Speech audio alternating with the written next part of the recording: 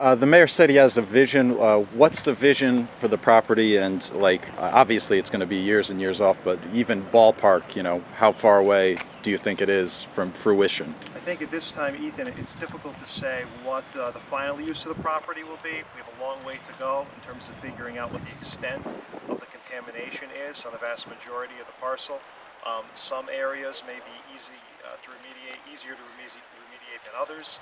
I think the market's going to have to determine what the highest and best use of the property will be in the end. So I think it's too early to speculate as to what a potential use would be. But a lot of people have had visions and thoughts. The mayor has talked about the potential of something like a convention center. I think the general idea is we envision this as a hub for the valley to restore Ansonia to its rightful place as the heartbeat, the pulse of the valley area. And so envisioning something that would make great use of 40 acres to provide a new downtown for Ansonia and a new downtown for the valley.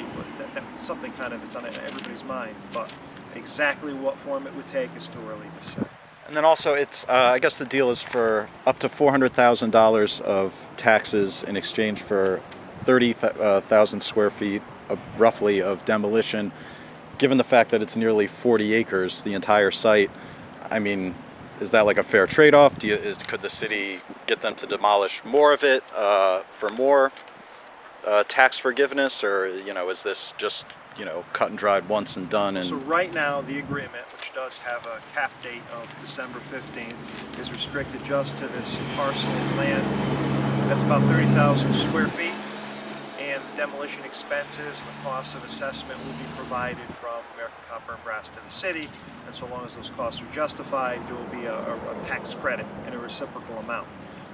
The idea of revisiting this agreement to extend to other parcels, other pieces of the property, that's certainly a good thought, and something the city would consider taking a look at when the time is right. This parcel was selected because it was the most ripe for immediate demolition, pending an environmental assessment. The rest of the property may require more substantial and more intensive environmental assessment before any demolition work can be done.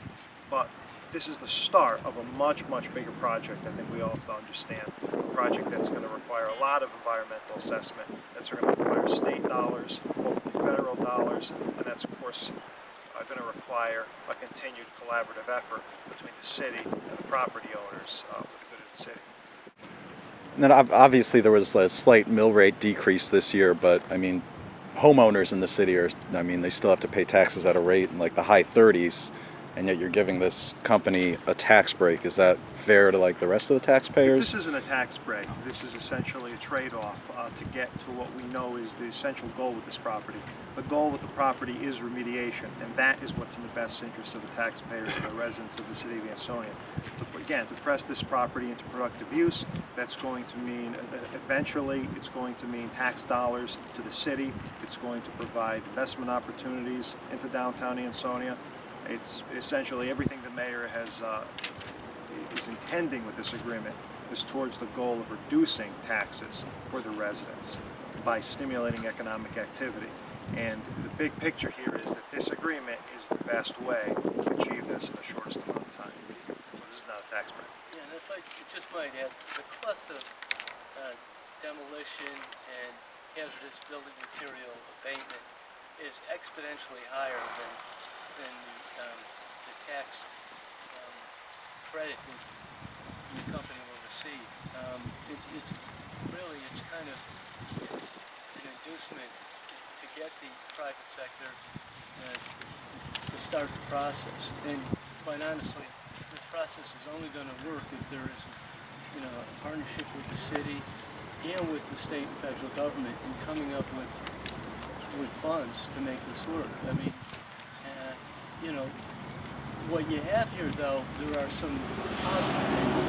It's a large tract of land. You have the railroad track go right by it. Geographically, it's in a good area, right outside, Fairfield County, and it's probably the next area of growth. So I think that there are it's hard to see now, but if you can envision, with a lot of hard work and cooperation, I think this property really can be, poster child for what can be done to redevelop